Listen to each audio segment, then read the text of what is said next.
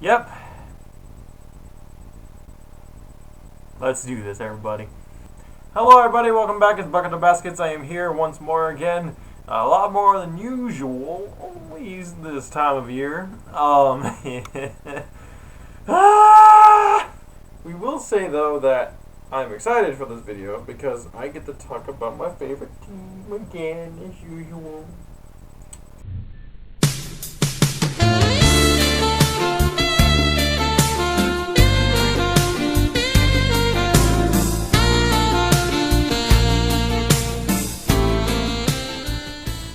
Don't look at me like that. Anyways, we will be exploring how Arsenal will perform this season, as well as how their tactics will work based on their formations. Now, as you saw, or may have not seen my video about how I felt about the Arsenal game, with a 1-0 draw against Newcastle. That was a decent game. We did a pretty good job. Could have done a little bit better, but there's always room for improvement, yeah? But glad for a win on the road. That is always very important, especially during the beginning of the season, to build up our intensity, build up our vibes, going forward. With that, though, we are now going to be going into more of a, tactical videos of a sort. So like I said, we're going to analyze their formations, what formations I think they're going to use for the majority of the season, and how they will be affecting our performance and how they will play out during this season. So, the first formation and the formation they used during the first game of the season will be a 4-2-3-1. Now, 4-2-3-1 includes, as you can see on screen now, it includes 4 defensive, 2 center defensive mids, a right mid, an attacking mid, and a left mid, as well as a central striker. Now, the key to this formation is more of being able to play out the back and providing the front balls and pushing up in the field when in the attack. So what happens is the left mid and right mid, as well as the left back and the right back, actually push all forward, depending on which side is in the current attack. So let's say the attack is on the left side. The left back, which is in this case, in this picture, Monreal, he will actually help Nelson go forward and provide a support to him on that left side.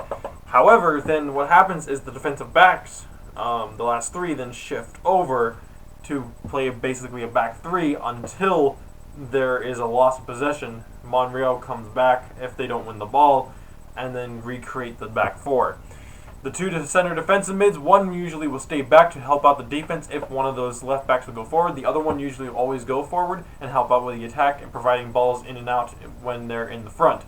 However, what would happen is if there is a quick counterattack, they would quickly supply the striker at the very front and provide balls for them to then create goals, essentially.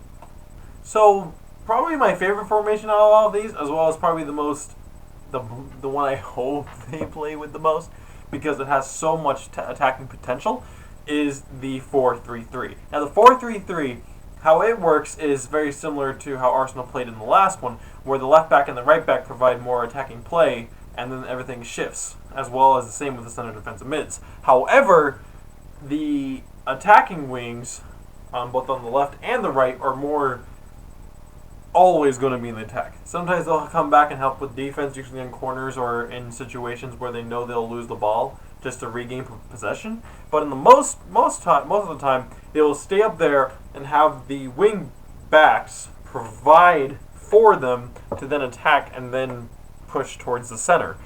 Usually the center mid in the middle is more free roaming in this formation, as they are allowed to go anywhere in the field to provide cover as well as help distribute the ball where needed.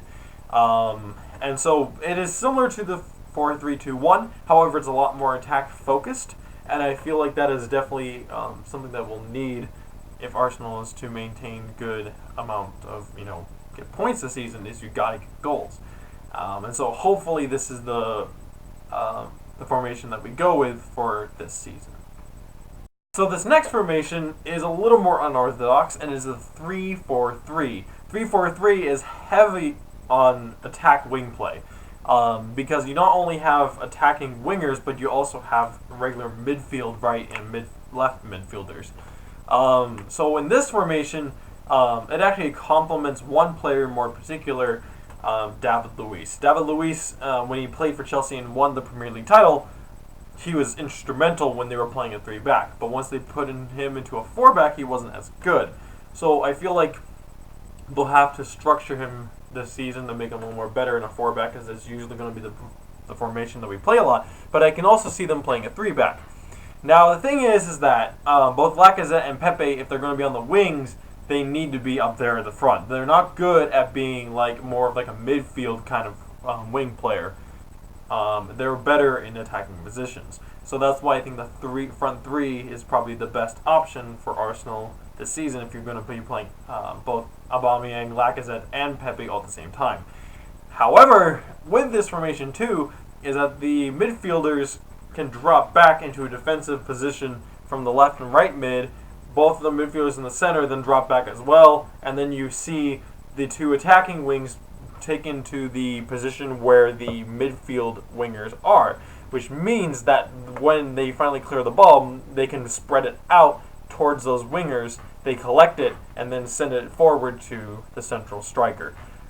This formation, though unorthodox, actually is pretty good, especially if you're facing against teams that have a 3-back or that have a 5-back, because you want to be able to pressure them constantly if they have those formations. However, the downside to this is that it is a 3-back.